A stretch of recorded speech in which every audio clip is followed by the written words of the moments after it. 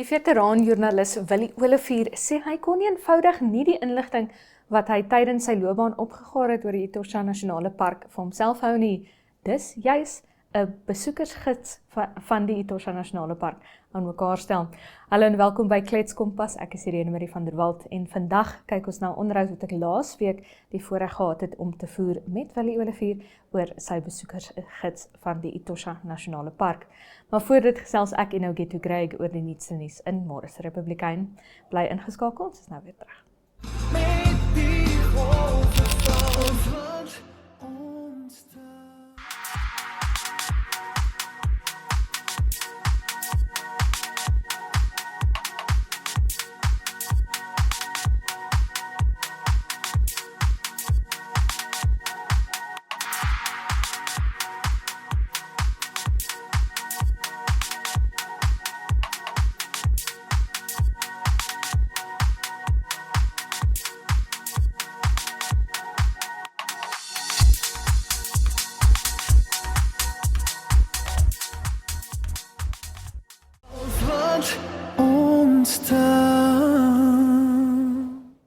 Ogetu Greig saam met my in die Klets Kompas ateljee. Nou, ek moet sê, hy is ook nogal 'n veteranjoernalis. As hy nie, indien nie op pad nie, is hy al 'n veteranjoernalis. Ogetu gaan dit. Hoe gaan dit? So, Ogetu in Môre se Republikein. Hartseer nuus, iets wat soos wat ek vir jou ken, ook vir jou gaan ontstel, so wat dit vir my ontstel het.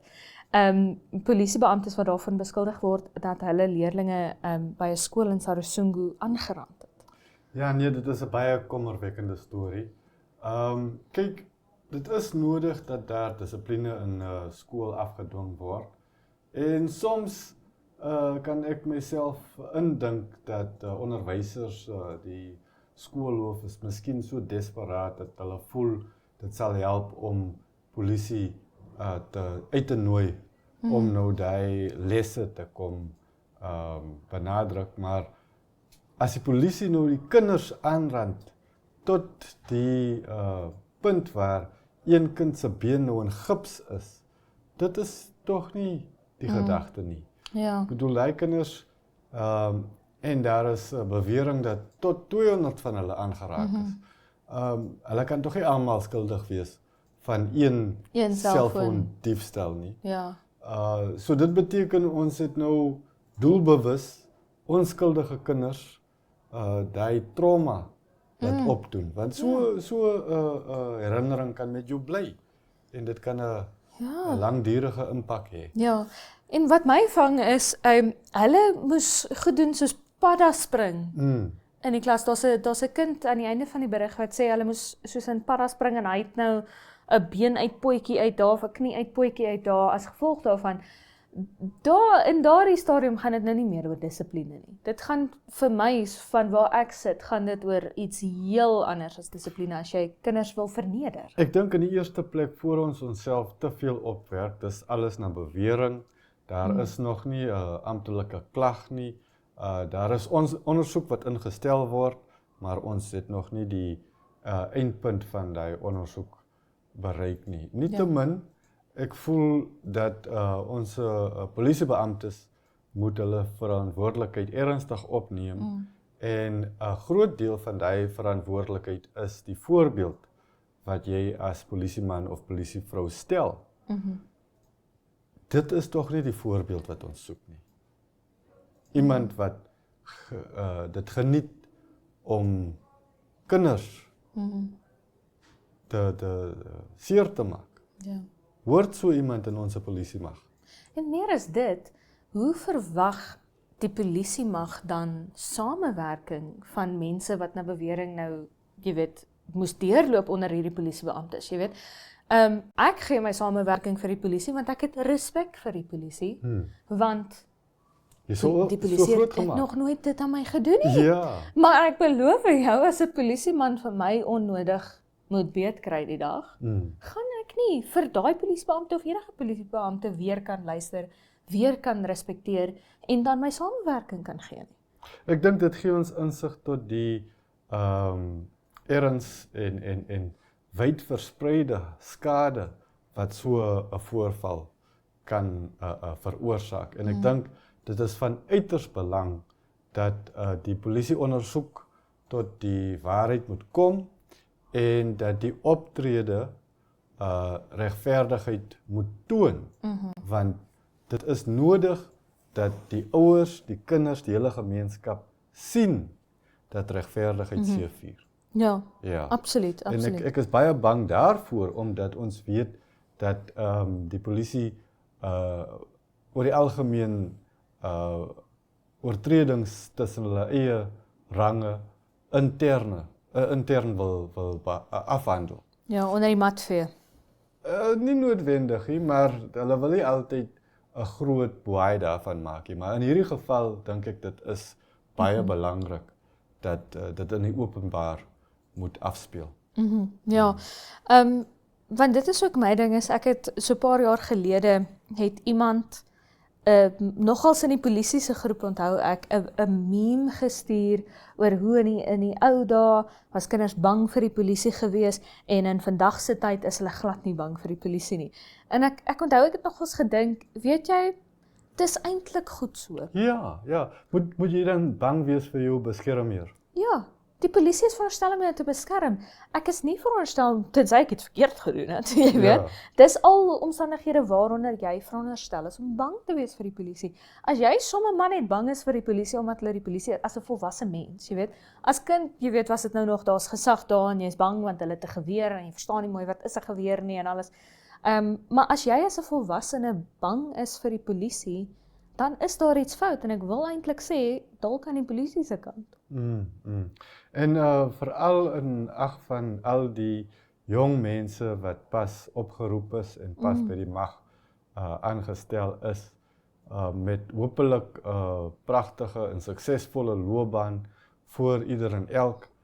Dit is ook nodig om weer by hulle prakties te bevestig dat die Namibiese polisie mag daai voorbeeld sal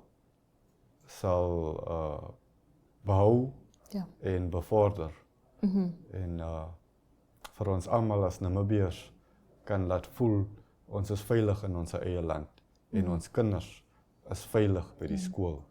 Ja. Ja. Ek meen jy as ouer, jy weet jy daar's letterlik vorms wat ouers teken waar hulle guardianship oorteken aan skole. Ek onthou my ouers het dit ook geteken om te sê luister, as ek by die skool is die skoolhoof vir my verantwoordelik, jy weet. So hulle plaas absoluut hulle vertroue in skole, in skoolhoofde, in jy weet onderwysers, al hierdie mense om seker te maak dat hierdie kind veilig is, jy weet. Dis vir my die een plek waar 'n kind moet veilig wees. In daai berig word dit ook genoem dat dit blykbaar nie die eerste of enigste soortgelyke voorval is nie.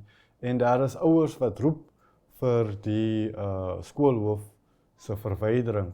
Ek weet as 'n ouer self daai gevoel sal baie sterk opkom. Ja. Maar dit is belangrik dat ons kop moet hou.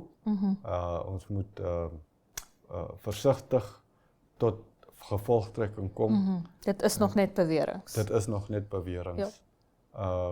Terselfdertyd, ek bedoel, ek glo ek sou met my kind praat en self wou hoor. Ja. En ek sou my kind glo. Ja. En ek dink dit is so belangrik vir ouers om ook hulle kinders te leer wat is aanvaarbaar, jy weet. My ma het, toe ek 3 of 4 jaar oud was, vir my baie duidelik gesê, dit is aanvaarbaar as iemand aan jou arm vat, dit is aanvaarbaar as iemand aan jou klein toentjie vat, dit is aanvaarbaar as iemand aan jou voorvinger vat. Jy weet, maar hierdie is nie aanvaarbaar nie. Dit is aanvaarbaar as iemand jou per ongeluk seermaak, as hulle jou probeer help, kom ons sê, jy weet, kom 'n kar verby, wat ook al, dit is aanvaarbaar, wat nie aanvaarbaar is nie, as hulle jou met opset seermaak, sulke tipe dinge, jy weet. Maar vir my, jy weet, die polisiemag is ook so half soos die journalistiek, waar dit 'n baie mooi ding is, en dit is iets wat mense kan help, en veronderstel is om te help, maar dit voel vir my, daar's so baie mense wat van onderaf inkom, veral nou met die polisiemag en al sy poste en die werkloosheidskrisis en alles, wat nie mooi verstaan wat hulle veronderstel is om te doen nie. Jy weet, hulle verstaan nie die eintlike doel wat hulle werk veronderstel is om te dien in die samelewing nie. En daarvoor is leierskap so belangrik. Absoluut. So ons kyk maar na die polisie se leierskap om vir ons trots te maak in hierdie omstandighede. So ons sal sien wat sê daai verslag oor hierdie beweringe. Sal ook moet sien wat sê hulle van daai selfoon. Hulle weet nou nog nie wie het nou eintlik na bewering die selfoon gevat nie. Maar ons sal moet uitvind, so van die polisie tot by die journalistiek. Ons gaan maak nou 'n draai by my onderhoud met Willie Olivier, maar vir eers kyk ons na die weer vir môre. Namibia is a land of movement, with waves that never stop reaching forward. Here, adventure is not something we search for. It is something we are born into. In every corner of this country, creativity rises, from artists, from athletes, from dreamers. And when the world comes to explore Namibia, they discover something extraordinary. Because when sport moves people, creativity moves ideas, and tourism moves the world toward us. Something powerful happens. A platform where movement meets imagination, where industries connect, where opportunity grows, where Namibia's next chapter begins. Welcome to the Creative Sport Tourism Expo. Exhibit, partner, experience. Creative Sport Tourism.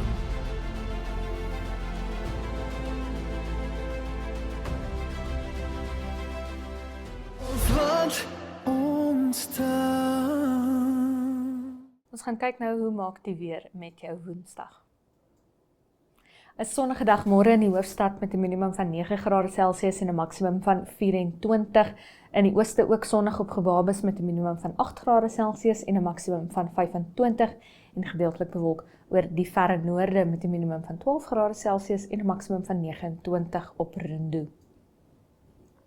'n Sonnige dag môre teen die kus en reg oor die suide met 'n minimum van 13 grade Celsius en 'n maksimum van 18 grade Celsius op Swakopmund. Ook op Loederit 'n sonnige dag met 'n minimum van 15 grade Celsius en 'n maksimum van 26 en 'n minimum van 6 grade Celsius en 'n maksimum van 25 grade Celsius môre vir Reebot.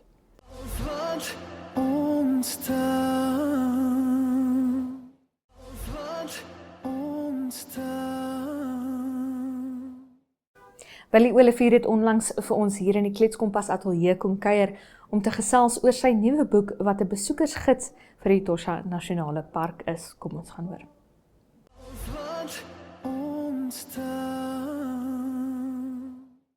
As jy jou hart soos wat ek myne iewers in die Etosha Nasionale Park verloor het, moet jy natuurlik nou jou ore spits. Ons gesels met Willie Olivier wat 'n besoekersgids aan die Etosha Nasionale Park onlangs bekend gestel het met Ute van Ludwiger.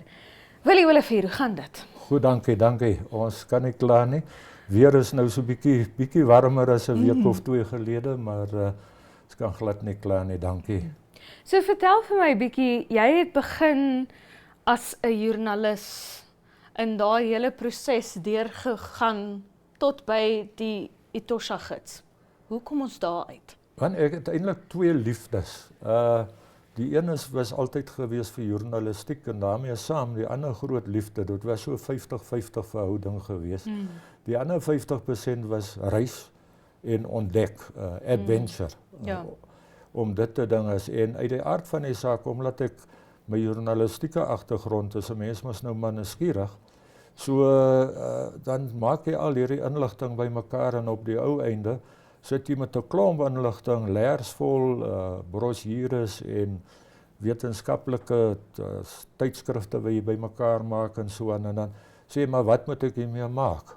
Dis vir my van waarde, maar kom ek skryf dan lieweste vir ander mense ook, dat hulle dit ook kan geniet.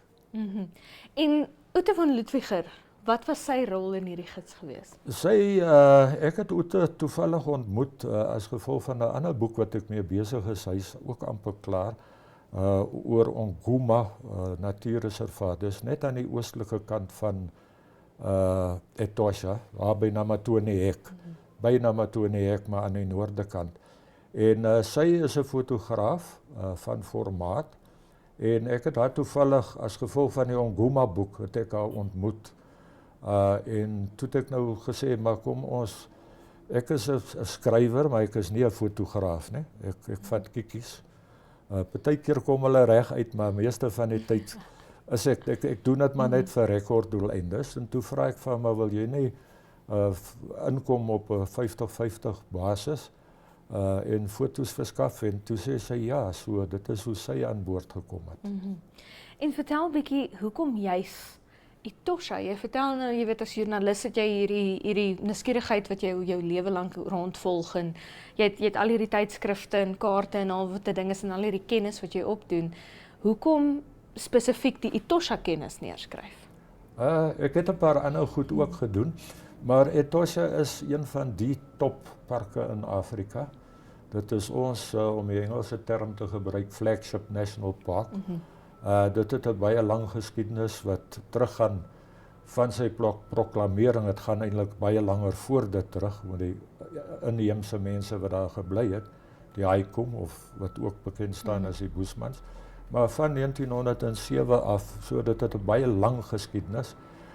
Dit het ook unieke goed, soos byvoorbeeld die swartneus rooibokke, wat 'n baie interessante storie is oor hoe hulle daar gekom het. Dit is die grootste bevolking van die westelike subspesies van die swart renoster. En ja, uit die aard van die saak, wildbesigting is eintlik tops. Omdat dit so oop is, veral op die rand van die pan, is dit 'n uitsonderlike park. Dit bly maar 'n uitsonderlike park. En vertel vir my 'n bietjie van die proses van kies wat gaan en wat gaan nie in hierdie gids in nie. Wat is daar wat amper in was, wat nog nie heeltemal gemaak het nie, ek dink amper alles hier en daar, uit die aard van die saak, sny die uitgewers partymal 'n paragraaf of 'n sin of 'n stuk, of hulle verkort dit. Maar ek dink dit wat ek wou oorgedra het, soos ek sê, die stories van die swart ringneus rooibokke, goed wat mense al vergeet het. Dit is genoteer, daar is wetenskaplike tydskrifte, maar dit is in die vergetelheid, het dit nou agtergebly. Die eerste swart renosters wat gevang is, van die 6 is 5 oorlede, omdat die veeartsenykundige verdowingsmiddels nog besig was om te ontwikkel. En byvoorbeeld op een stadium was daar die moontlikheid van 'n kanaal deur die Etosha Nasionale Park, wat mense al vergeet het daarvan. So ek dink ek het alles ingekry wat ek wou ingekry het. En ons is tans in 'n era, veral in uitgewerswese, waar meeste boeke digitaal uitgegee word, veral boeke wat deur die skrywer self uitgegee word. Wat is daai proses en hoekom is dit belangrik om tog daai fisiese boek te bind en te sê hierso is hy? Ja, dit is 'n redelike lang proses. Mense dink boekskryf is 'n eenvoudige ding, maar o heiland, hy gaan deur soveel fases. As jy dit geskryf het, dit is maar eintlik maar net fase 1. Dit moet geredigeer word. Dan moet die outeur saamstem met die veranderinge as daar is. Baie van hulle is taalkundig, maar mens baie keer aanvaar jy dat jy weet waaroor dit gaan. Maar vir 'n leser, dit gaan deur seker 6 verskillende fases. Die boekbedryf in Suid-Afrika en dan ook tot 'n sekere mate in Namibië, gaan ook maar deur fases. Daar was 'n tyd toe digitaal baie gewild was. Jy het baie apps, toeps gehad, byvoorbeeld ook in plaas van boeke. Maar mense het tog maar 'n gevoel van hulle wil papier tussen hulle vingers voel. Dit het ook die voordeel, jy kan die boek oopmaak op bladsy 10 en jy kan net gou vinnig hier agter iewers te vinnig iets kyk. Waar met as dit digitaal is dit 'n baie langer omslagtige ding. So daar was 'n tyd wat dit baie moeilik is. Uit die aard van die saak, reis en natuur is nie blitsverkopers nie. Dis 'n gespesialiseerde mark, maar nadat dit redelik baie afgegaan het dit gelukkig weer opgekom, en toe ek nou vir die uitgewers die konsep gestuur het toe, was ek eintlik verbaas geweest dat hulle gesê het hulle sal dit wel publiseer, want 'n mens weet nooit hoe die mark beweeg nie. En dan uit die aard van die saak, papier is baie duur. Julle is hier in die papierbedryf en die drukbedryf, net om 'n koerant te druk, is duur deesdae. Papier is geweldig duur. So as jy nou gaan vir glans en volkleur met foto's, dan is dit nog 'n duurder proses. So gepraat van die proses, jy was 'n joernalis gewees, veral onder meer ook vir die Republikein, waar dinge in 'n eendag siklus gebeur. Dit gebeur soos in nou, vinnig. En dan om 'n boek aan mekaar te sit en 'n boek te skryf, wat jy nou vertel, is 'n baie langer proses. Hoe was jou benadering anders in die boek teenoor daai eendag siklus van 'n koerant? Ja, dis maar, mense word gelei deur die uitgewers. Maar kom ons kyk gou, die boek word geskryf, dan gaan dit moet geredigeer word, meeste van die tyd taal. Dan kom dit terug na die outeur. Nou met die outeur, sê ek amper auditeur. Dan met die ouditeur stem ek saam met die veranderinge waar daar kontekstuele veranderinge dalk was. Dan gaan dit na uitleg. Nou jy kan nie skryf sodat alles gelyk eindig nie. Daar's altyd of 'n paragraaf te veel wat oorhardloop na die volgende blad, of daar's een wat te min. So dan moet dit ingevul word. Met ander woorde, dan gaan dit weer na die redaksie toe. Hulle kyk weer daarna, dit kom weer terug na die outeur. Dan moet daar koppe kom, captions. So ja, so omtrent 6 verskillende goed. So gelukkig met die uitgewers wat ek mee werk, Struik in Kaapstad. Ja, ons kry voor die tyd, doen hulle 'n baie volledige lys van wanneer wat gebeur, want as dit nie gebeur nie, dan kom die wiele af, want die een hang van die volgende een af, hang van die volgende een af, so dit is soos 'n produksielyn, maar dit is net, ja, is nie 'n eendag besigheid nie, dit is, teen die tyd wanneer jy nou uiteindelik die ding afgegee het, dan gaan hy nou drukkers toe, dit vat 'n redelike tyd, want hy moet nog drukkers, van die drukkers af moet hy versprei word, maar teen die tyd wat hy drukkers toe gaan, dan sê jy vir jouself, ek wil eintlik nie die ding sien nie, want jy is tot hierso vol van, deur al die prosesse gaan, maar nou ja, dit voel altyd lekker as jy dit tussen jou vingers kan kry, as dit klaar is. Ja, en dan vertel ook vir ons, wat is, ek het nou my vraag heeltemal vergeet. Sorry Kai, ons sal net kyk. Wat was my vraag? Ekskuus. Vertel gou vir ons, soos wat ek nou aflei, jou boeke, verskeie boeke is, jy weet, hoofsaaklik geïnspireer deur die verskillende reise wat jy nou al onderneem en vir verskillende avonture. Is daar een reis, een avontuur, een plek wat dalk volgende in 'n boek mag wees? Ja. Ek sê altyd, dis nou die laaste ene. Elke een is die laaste een. Dis my swan song, ek is nou klaar. Ek hoef nie nog by te sit nie, daar is daarom al 'n paar. Ek het toevallig, plek wat vir my baie na in die hart is die Willekes in die Oos-Kaap. In die ou dae was dit die Transkei genoem. Die natuurtonele daar in die geskiedenis is iets absoluut fantasties. En ek gaan nou juist volgende maand gaan ons daar stap vir 5 dae. Juist op hierdie stuk wat ek nou 'n spesifieke voorliefde voor het. Baie in die verlede gestap in die 80er jare, klomp keer daar gestap. En omdat ek nou aangewys is as die groepsleier, het ek toe nou besluit, maar ek wil die goed nou 'n bietjie op papier sit. Ek het nou 'n bietjie die geskiedenis en alles op papier gesit, net so dit om het vir hulle ook interessant te maak. Uit die kulturele oogpunt, uit die geskiedkundige oogpunt, skeepswrakke wat daar te gronde gegaan het, al die goed, aantreklikhede.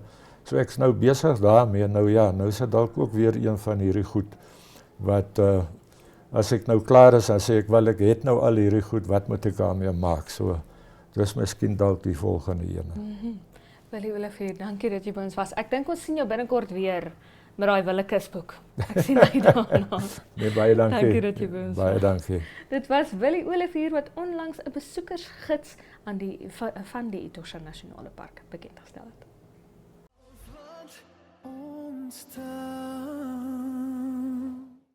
Daarmee die einde van vandag se episode van Klets Kompas. Baie dankie dat jy by ons aangesluit het. Onthou, jy kan Klets Kompas elke maandag tot donderdag sien op Netwerk Televisie, DStv 285 en GoTV kanaal 25, as ook oneup2.com. Maar tot môre van my, Irene Marie van der Walt en die Klets Kompas span. Is dit mooi bly.